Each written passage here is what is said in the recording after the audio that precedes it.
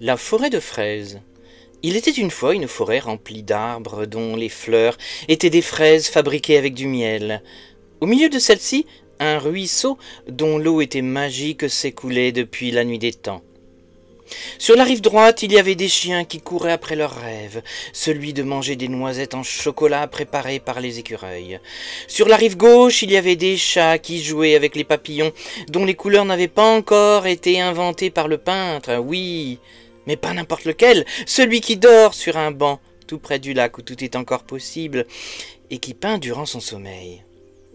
Tout au bout du ruisseau se trouvait un pont fabriqué avec du bois de rose.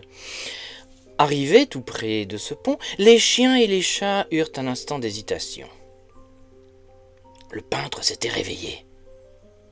Une libellule était venue se poser sur le bout de son nez. Il se rendormit. Les chiens et les chats empruntèrent alors le pont.